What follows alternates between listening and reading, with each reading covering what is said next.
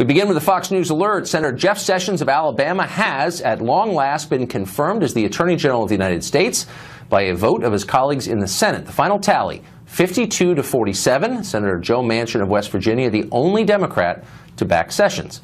Sessions overcame unprecedented opposition from fellow senators. Senator Cory Booker of New Jersey, for example, directly testified against him, something that does not happen very often, while Senator Elizabeth Warren of Massachusetts was shut down by Majority Leader Mitch McConnell when she suggested that Sessions was a racist. Much more on the Sessions confirmation and the reaction from Hugh Hewitt. That's all coming up.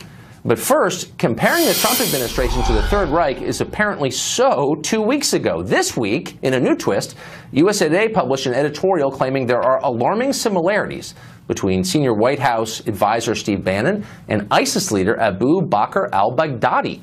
Justification? Apparently both see the battle between the U.S. and radical Islam as a clash of civilizations or something. We're joined now by David Mastio. He's deputy editorial page editor at USA Today. David, thanks a lot for coming on. Thanks for having me. So I don't think we're overstating. The lead of this piece is basically the claim that Steve Bannon and al-Baghdadi of ISIS share a similar worldview. In fact, that's a verbatim quote. So I want to play a quick game with you. It's called Who Did It? I want to put up on the screen the record of Steve Bannon and al-Baghdadi. Okay, so I'm just going to go quickly through and we're going to see who did what. Number one, beheaded journalists. Okay, Baghdadi. Used chemical weapons on the Kurds, also Baghdadi. Employs child soldiers, another for Baghdadi. Mass executions of Christians. Declared a caliphate. You're getting the point here. And by the way, I don't think Bannon has murdered a single Yazidi. So I get that you don't like Steve Bannon. Totally legitimate. Problems with Steve Bannon, I understand. But comparing him to the head of ISIS, over the top, no? No. The problem with Steve Bannon is that he shares a dangerous idea that plays right into the hands of al-Baghdadi.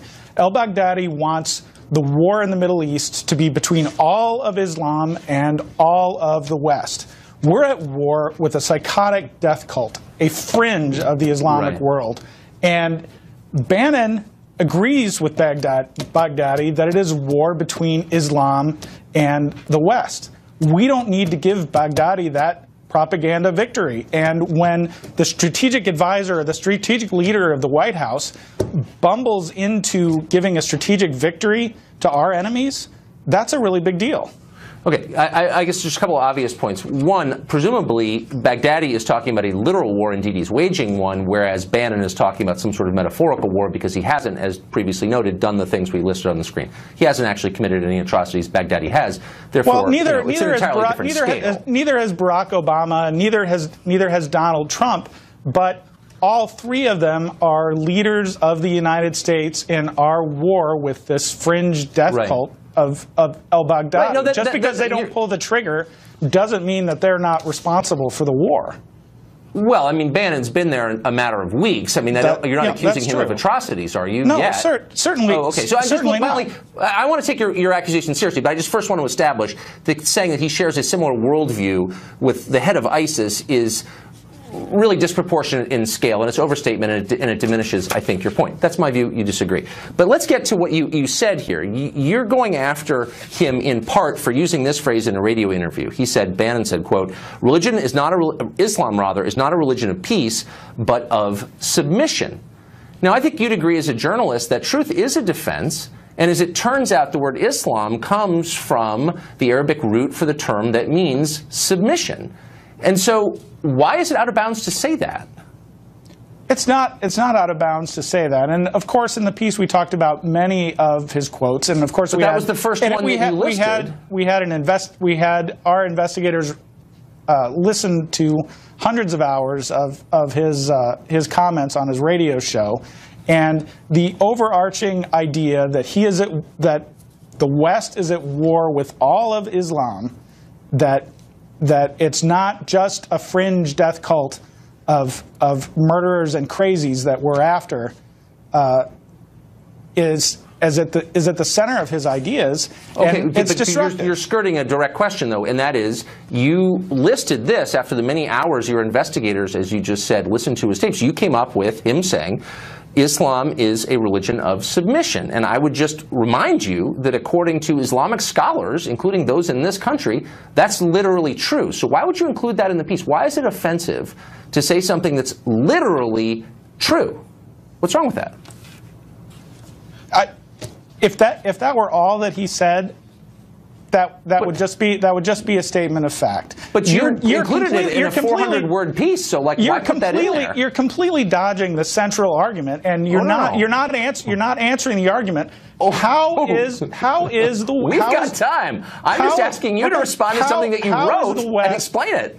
How is the West at war with all of Islam? How does that advance our goals in fighting the Islamic State and Al-Qaeda and the other horrible terrorist groups that are all across the Middle East? Well, if you're asking me that question directly, I would say that demonstrably the West is not at war with all of Islam, or even with a large percentage of Islam. But I guess what objected to, hold on, but here's the problem with your piece and with so much of our dialogue on this subject, is that it treats actual truths as verboten. There's something naughty about saying something that's literally true.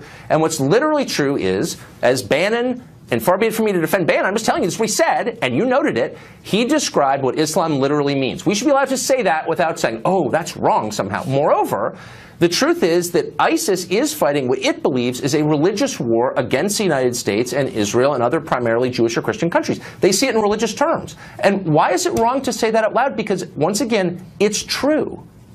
If we had picked that one phrase and wrote an editorial about how that one phrase was horrifying... You included it. You still haven't explained why, but why did you include that? In the context of the editorial, it's all explained, you know. Well, I don't know, you're on TV now. Tell me why that's okay. Whatever. You're obviously not going to answer the question. You're not going to answer the question. But you're making the point that it's somehow wrong. You're still dodging the central point. In fact, you've agreed with the exact reason that we have criticized Donald Trump's advisor. Now, the question for saying that Islam is a religion of peace, for saying that there's a religious component to it, that is true. And if you can find a quote where Steve Bannon or anyone else in the administration says we're at war with all Muslims, I will say on TV that's insane and it's untrue. I would never defend that. That's just not accurate. But I don't see, you didn't produce any quote like that. Instead, you produced quotes like the one that I've repeated 3 times and you haven't accounted for. So just to the point, you seem uncomfortable with acknowledging what ISIS has no problem acknowledging, which is they're motivated by religious fervor. It's Islamic religious fervor. They don't speak for all Muslims, far from it, but they're still acting out of what they see are legitimate Islamic beliefs. I absolutely agree with you that they believe that they are an Islamic group, but the West is not at war with all of Islam. And has Bannon said, has anybody in the administration said the West is at war with all of Islam? I mean, that's a nutty statement. And again, I would never defend that. That's insane. Has anybody said that? Cite the time and place, and I'll denounce it. But you can't because they haven't, as you know. So come on, let's just be adults here for a second. They didn't say that. You're creating a straw man. Let me ask you this. Do you think that ISIS is waging what it believes is a religious war? And if you don't, then why are they targeting and murdering Christians? Why did they eliminate all 60,000 of them in Mosul? We didn't write anything saying that ISIS does not believe that they're fighting a religious war. Okay, so what is wrong with saying that they're acting out of what appear to be religious motives? How does that hand them a propaganda coup? Why is Steve Bannon or anybody in Washington? That's not what he is saying. Okay, well, tell me what he's... I mean, just give me an example of what you think is wrong that he said. It's not in your piece, but perhaps you have a reserve from all the research your researchers have been doing. I want to know. If you've got someone at the sitting in an NSC meetings who think we're at war with Indonesia, then that's like a massive problem for all of us. So reveal the information that you've gathered and convince me that he's the same as Baghdadi. Do you have it? Tucker, this is a cheap shot. I mean, I can't sit here. It's not a cheap shot. You just made a piece that compared the guy to al-Baghdadi, and I'm saying back it up.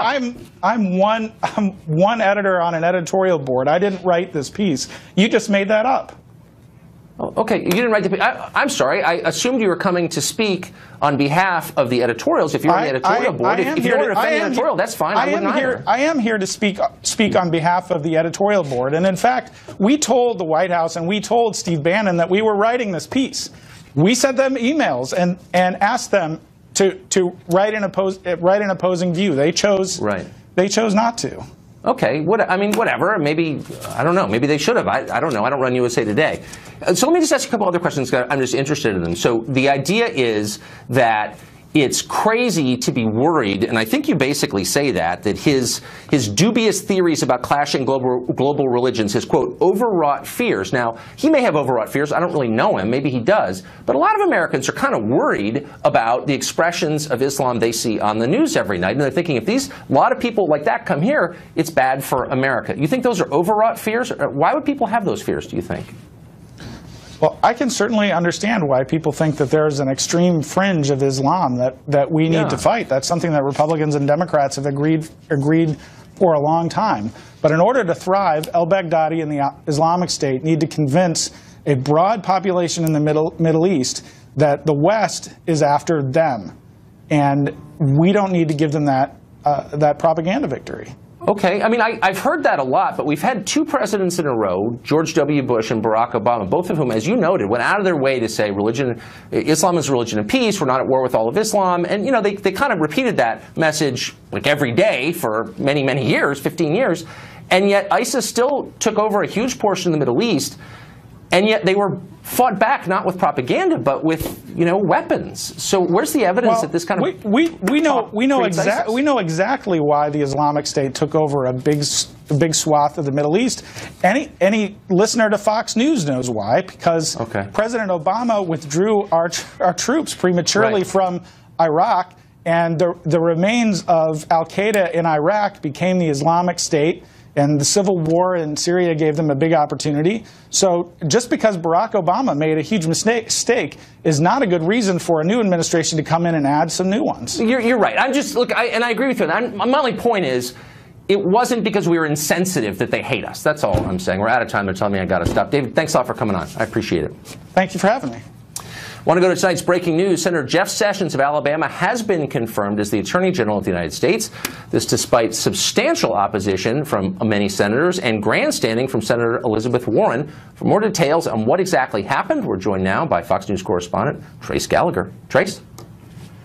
And Tucker, as expected, Sessions was mostly confirmed along party lines, but those party lines appear to be drawn deep in the sand, with friction in the upper chamber growing by the hour.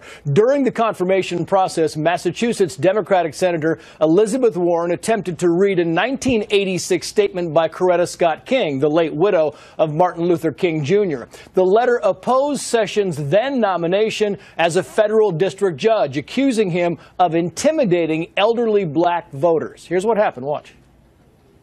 Mr. President, I am surprised that the words of Coretta Scott King are not suitable for debate in the United States Senate.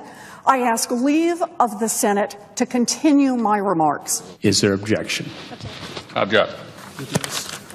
I appeal the ruling. Objection is heard. You heard the objection. Senate Majority Leader Mitch McConnell accused Senator Warren of breaking a Senate rule against impugning a fellow senator and blocked her from speaking for the remainder of the debate. That, in turn, sparked a backlash from Democrats, with Connecticut Senator Chris Murphy tweeting, quote, "Rules against criticizing other senators cannot apply when you are debating the nomination of a senator." Senate Majority Whip John Cornyn described the past week in the Senate as a, quote, race to the bottom in terms of decorum. Meantime, while we await the ruling from the Ninth Circuit Court of Appeals on the fate of President Trump's temporary travel ban, the president blasted the courts, calling them political. At a meeting in D.C. with local sheriffs and police chiefs, Trump said the law allowing him to, quote, suspend the entry of all aliens is simple enough for a bad high school student to understand. Watch. I don't ever want to call a court biased, so I won't call it biased. And we haven't had a decision yet. But courts seem to be so political. And it would be so great for our justice system if they would be able to read a statement and do what's right.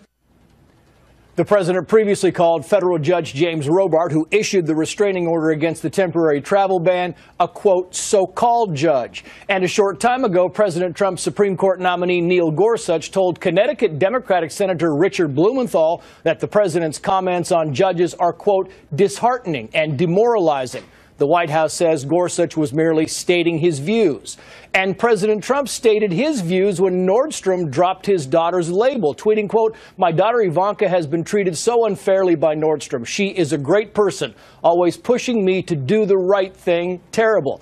Critics say by blasting Nordstrom, the president is further blurring the line between his administration and his family business. Here's the White House response. For someone to take out their concern with his policies on a family member of his is not acceptable, and the president has every right as a father to stand up for them. Nordstrom says this was strictly a business decision, but the company, we should note, has issued a statement supporting immigrants in the wake of the temporary travel ban. Tucker.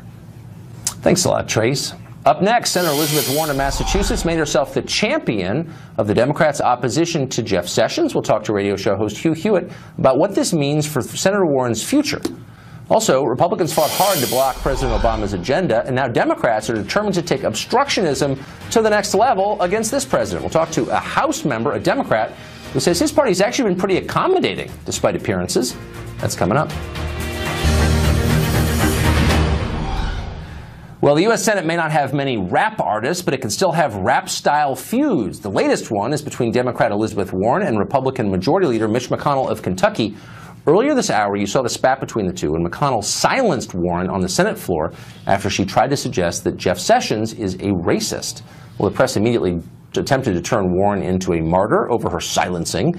So is McConnell's move a smart one or a dumb one? Hugh Hewitt is a longtime and wise observer of all this. He's the host of The Hugh Hewitt Show, a nationally syndicated radio program. He's also the author of a new book called The Fourth Way, the conservative playbook for a lasting GOP majority, and he joins us now. Hugh, thanks a lot for coming on.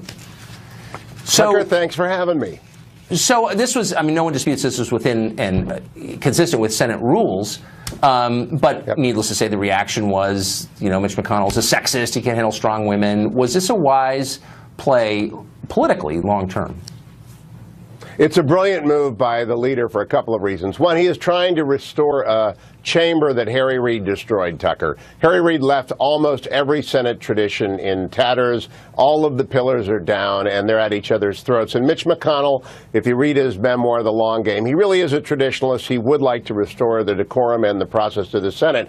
But in my view, as a Republican, as a partisan, making Elizabeth Warren the face of the Democratic Party is a brilliant stroke. I mean, if they can tag team her with Bernie Sanders, and you can have a liberal law professor from Massachusetts and a socialist from Vermont tag team the leadership of the Democratic Party, I am very happy. The last time a left-wing law professor led the Democratic Party, at the end of his 8 years, they were down 12 net seats in the Senate, 50-plus seats in the House, 14 governorships, and 900 state legislators. So I'm all for left-wing law professors becoming the face of the Democratic Party. Really? I mean, I don't know. I mean, I see your point. I think it's a smart point. But I also think, in fact, I'd bet money that if Elizabeth Warren had received the Democratic nomination, she'd be the president right now.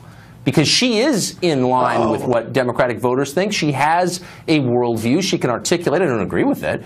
But she's not just an identity politics person. She's got a consistent left-wing economic view that has a lot of support in the country. She is also a very good law professor. I want to give her credit where credit is due. Tom Cotton had her in class and said she's a fine law professor. But honestly, Tucker, I don't think Hillary Clinton was that bad of a candidate that Elizabeth Warren would have been so much better she would have won. America is a center-right country, as noted by those other elections I pointed out, the loss of the Senate, the loss of the House, the loss of the governorships, the 900 state legislators. Elizabeth Warren is hard left. Dodd-Frank is not working. She stands for an economics that has got absolutely very little constituency outside of the echo chamber of the Democratic Party. So I do believe it is great for Mitch McConnell to throw rules at a law professor and say, live by the rules of the Senate. So I also in this debate, and I'm sure you followed the debate, such as it was, over Senator Sessions, his confirmation, you heard people say just about everything about him. Cedric Richmond, who's a Democratic congressman from Louisiana, compared him to Bull Connor, which even 10 years ago would have been a pretty heavy thing to say. I wonder now if anyone even noticed. I mean, if everyone is Bull Connor, is anyone Bull Connor? Does this kind of rhetoric even have an effect anymore, do you think?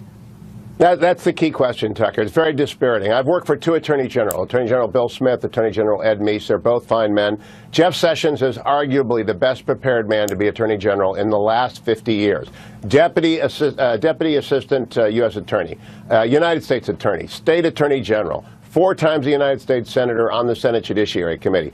Everybody in the Democratic caucus knows better than what they said. They will tell you that off the record. And it is disgraceful what they said about Sessions. He'll be a great AG.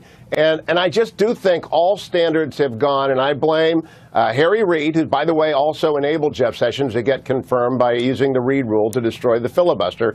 But it's Harry Reid's legacy. It's a mess. It's a completely uncivil place that I don't know that Mitch McConnell can repair even if he wants to, and I'm not sure we want to repair it until after Gorsuch is confirmed. It's a pretty uncivil country, though, all of a sudden. So you just wrote a book on the fourth way. What's the fourth way? Fourth way is the succession to FDR's first way, big government, Ronald Reagan's attempt to roll it back, Tony Blair and Bill Clinton's third way to rebrand it. The fourth way is merging what Donald Trump wants to do, infrastructure, which I think he should get, a 350-ship Navy, which I think he should get, the wall, which he should get, regulatory reform, and Reagan republicanism, Paul Ryan republicanism. We need entitlement reform. So the fourth way is a merger of the two brands of republicanism out there right now. President Trump won. He should get what he wants. And Paul Ryan is actually the soul of our ideology. And, you know, big reforms on the entitlement side. And that's the way to do it. Merge them. Boy, if those groups can live together, that would be formidable. Hugh Hewitt, thanks a lot for this. Tucker Carlson, always a pleasure. Send your last guest, would you, a copy of The Looming Tower? He needs to read a little bit. I may. Thank you, Hugh. Okay, the nominees from the Trump administration are being confirmed at the slowest pace ever. Democrats are already talking impeachment. We'll talk to one Democratic congressman who says his party's behavior hasn't been that bad, actually. That's next. So Democrats in Congress are opposed to Donald Trump's presidency in every conceivable way. Cabinet nominees are confirmed at their slowest pace since George Washington's first term. Some Democrats already talking about impeachment. A new Politico poll says most Democrats support obstruction. Does that mean this will continue, the gridlock? Democratic Congressman Jim Hines of Connecticut says despite this obstructionism, Democrats had been more accommodating than Republicans were under the previous president. He joins us now from Baltimore. Congressman, thanks for joining us. So it does seem... Tucker. And I think that the Republicans did oppose President Obama pretty much from the beginning, but they didn't call for his impeachment 2 weeks in. I mean, this does seem like a new standard of unreasonableness.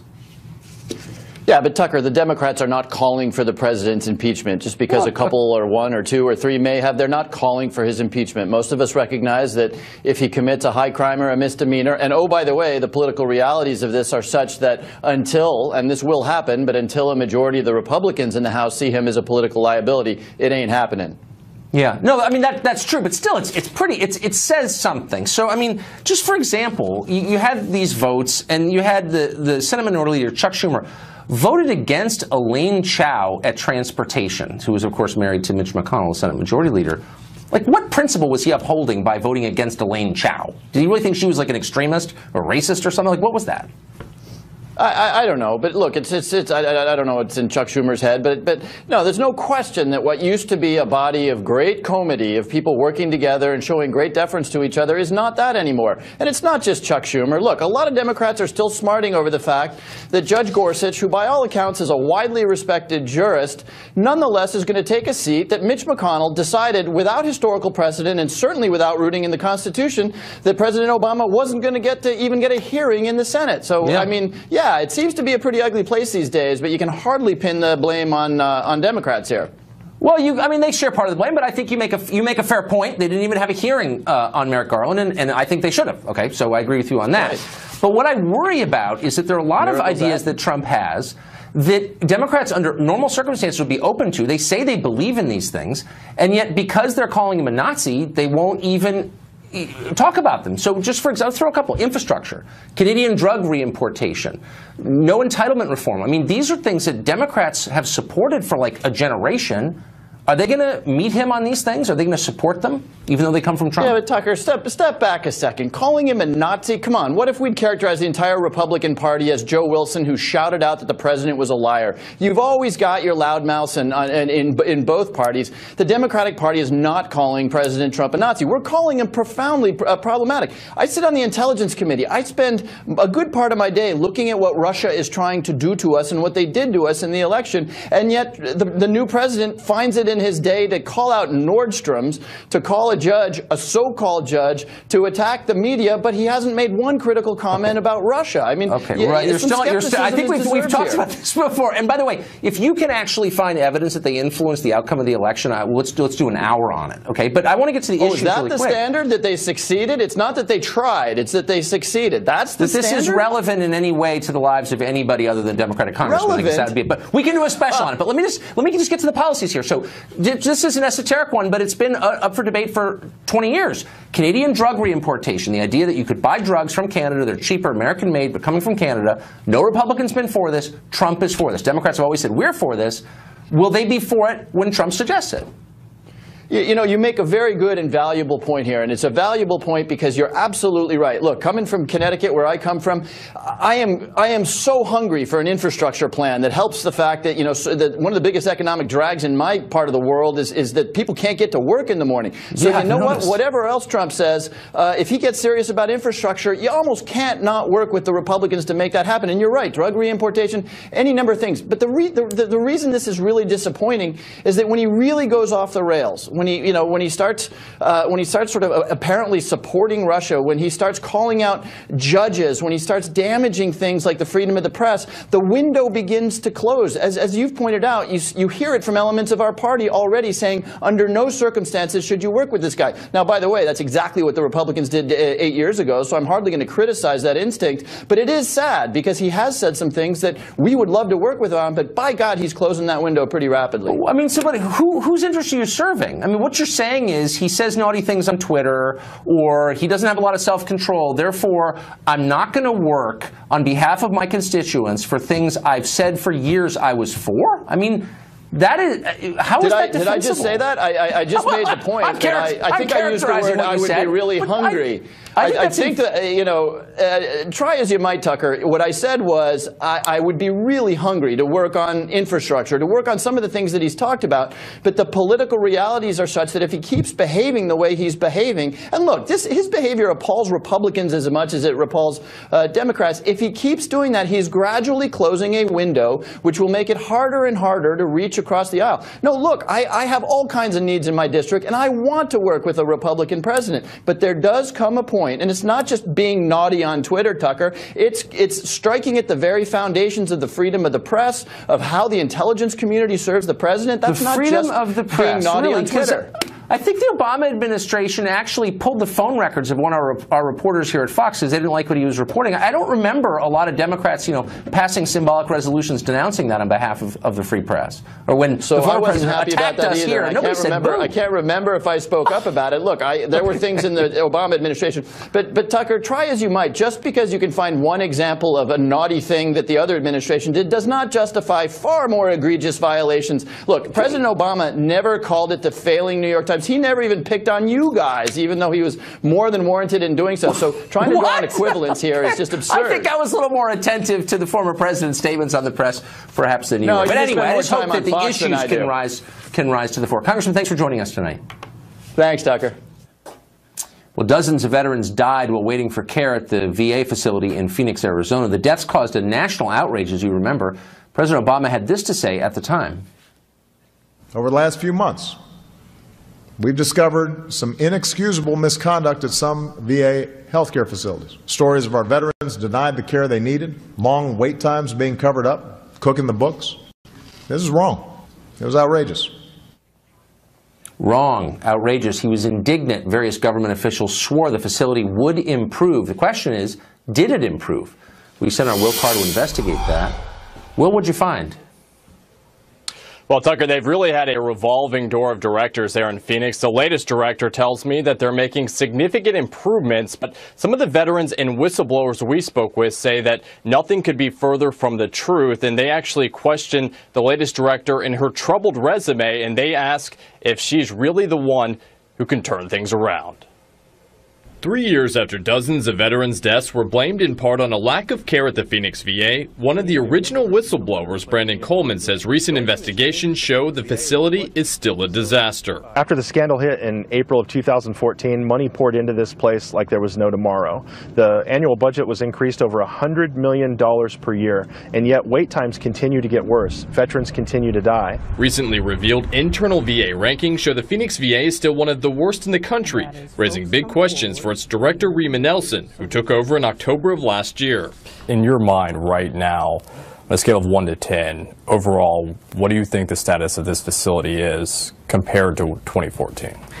I wasn't here in 2014, and so I don't have all the details. I know what happened with the access issue in 2014, but I'm going to stay away from a rating because I don't have all the information. Well, let me ask it this way. What do you think the rating is of the facility right now compared to where you want it to get to be?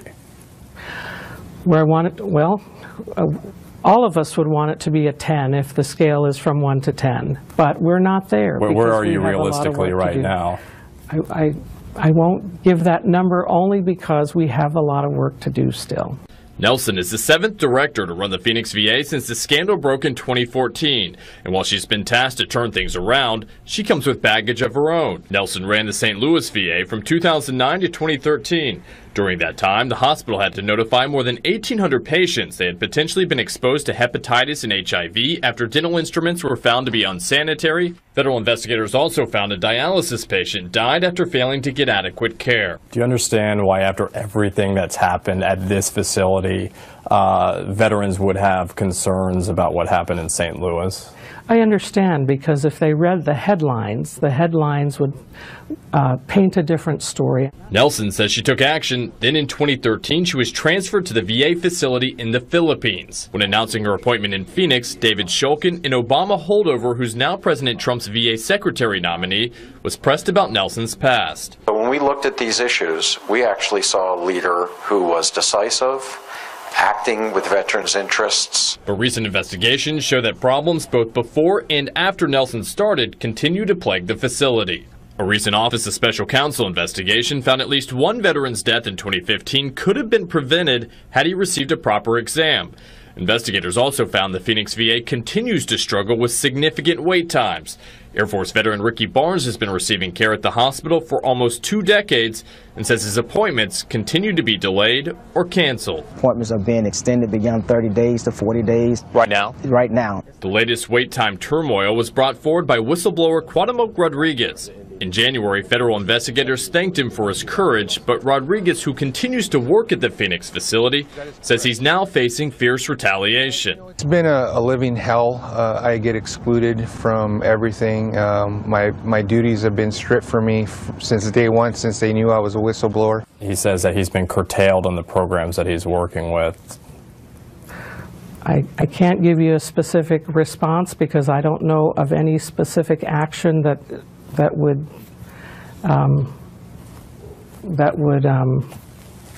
I don't know, specific response that would address that directly. But if you found out there was retaliation, we would do something about it. But Rodriguez says he has email proof that Nelson is aware of the retaliation claims, yet nothing has changed. And now he and nearly half a dozen veterans we spoke with say the only hope for the men and women who served our country and now depend on the Phoenix VA lies in the new administration. We need a bulldog in there somewhere. Dr. David Shulkin set to be confirmed as VA Secretary later this week. He says his top priorities are to cut through red tape and increase trust in the VA, and he obviously has a long way to go. Tucker, I spoke with Senator John McCain, who actually passed a Choice Act back in 2014 for this. Senator McCain told me today it is a national shame that these problems are still going on. Tucker. It's a tough place to run. Well, thanks a lot for that. Up next, a little-noticed bureaucratic change from the Department of Agriculture could imperil thousands of lab animals, including many dogs. We'll talk to someone who's sounding the alarm on that and not a minute too soon. Stay tuned. Overlooked move, the U.S. Department of Agriculture has for some reason stopped publicly providing a large amount of animal welfare information on its website. For example, lab inspection reports have been removed from the database, with the department saying they raised privacy concerns.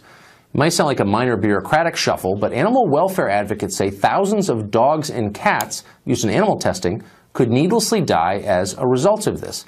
Kevin Chase is the vice president of the Beagle Freedom Project, an animal welfare group, and he joined us in the studio yesterday, along with his beagle called George. Watch. Kevin Chase, thanks for joining us. Thank you. So if I've got this right, USDA has taken offline, among other things, inspection reports, animal welfare reports that were available to the public, and they're doing this in the name of, quote, transparency, kind of an Orwellian spin on it. Why did they do this, and what are the implications of it? Why they did it is anybody's guess. It's clearly not in the name of transparency. All commercial animal facilities across the country, it's about 7,000 of them, 1,200 of which are laboratories, all went black on Friday. Organizations like ours, government watchdog groups, the press, relies on this USDA database for our work. And our charity alone, we use this database every day to identify which laboratories are using dogs and cats so we can reach out to them saying, when you're done with the research, we will take a dog just like George Washington, who came from a laboratory here in the area, and we'll provide him a great home. But we have to be able to know who has these dogs. And without this database, it's complete silence. And so what happens, I hate even to ask this question because it's so upsetting, but what happens to the dogs if no one takes the dogs? They're summarily killed. That is the standard operating procedure in a lot of places. And so if they don't get an invitation from a rescue charity like Beagle Freedom Project, then sadly many of these dogs do die. So just to be clear, and I'm very pro animals, some of the animal rights groups are lunatic and resort to violence. And so you're not one of those. I mean, you're not planning to go attack a testing facility or firebomb anything. Beagle Freedom Project has existed for 5 years, and we've worked with laboratories in 36 states and 8 countries. We've rescued well over 1,000 animals from laboratories, given them a second chance at life. And a part of our program, too, is we follow up with the researchers that actually gave us the dogs, showing them pictures of the dogs in the new homes. Because our message is this: no matter where you fall on that animal testing debate, whether you think it's a tragic necessity or a moral atrocity, there's a common middle ground, and that's we should be able to find homes for the survivors. And without this USDA database, we don't even, if a lab opened tomorrow, a university starts using dogs tomorrow in Virginia or Maryland or anywhere else in the country, we won't know. We won't be able to approach them. So clearly this was a result of lobbying by somebody, and the interested parties are probably pretty obvious. I wouldn't want to speculate beyond that. And this often happens in transitions between administrations. People have their pit issues, and they use the first couple of weeks to get them through. It does seem a little weird, though, as a first move this. Were you notified that this was going to happen? We had no idea that this was going to happen. We use it every day. And so we're really hopeful that this is a transition issue, like you're saying, and that the President Trump ran on a campaign and got into office on a law and order campaign. And without this database, the people breaking the law and being sanctioned for animal cruelty and violations of the Animal Welfare Act are now hidden and unaccountable. And so we're really hoping the President will call somebody at the USDA and put this back online. Well, that's exactly why I wanted to have you on. The government is so big and so many things happen and things fall through the cracks, and you never know what's really going on. This is one specific case where we can say, this is obviously not serving the public at all. So to the testing question, I think like a lot of people, I'm on the tragic necessity side. It horrifies me that it happens. On the other hand, if it's between a child and a dog, I mean, reluctantly, you'd probably go with the child. Of course you would. On the other hand, I fear, as a longtime Washington resident, that funding drives some of this experimentation beyond the point that it's necessary, that's redundant because they're getting money. NIH grants. Is that true? It is. There is a lot of waste within the NIH, this $12 billion a year budget that goes to fund a lot of these controversial animal experiments that are redundant. They've been done. Many of them have failed. Sometimes the researchers even know that this cannot replicate what they've already done, but they'll do the research on the dog or whatever animal anyways because they have the funding, and why not? Before you hurt a dog, you should have to prove that there's a good reason to do that. 100%. And Beagle Freedom Project, while we don't like animal testing, and we go out of our way to actually provide grants to universities to pioneer new models and methodologies to replace dogs like George Washington in laboratories. We just gave a $50,000 grant to Johns Hopkins yesterday for their evidence-based toxicology collaboration. We want there to be a day where we don't use these animals in labs, and we're willing to work with the research community, help fund the non-animal alternatives, and then also take those dogs that survive and give them a good home. Who could say no to this? I agree. God bless you. You're really doing the Lord's work, so thank you. I appreciate it. Thanks for having us on. Thanks, Kevin. Up next, the university is trying to deal with outraged students after it dared to offer a scholarship to men. Critics say it's sexist, even though female scholarships are just fine. That breaking story just ahead. Well, disproportionate outrage over incredibly minor problems isn't just an American phenomenon, sadly.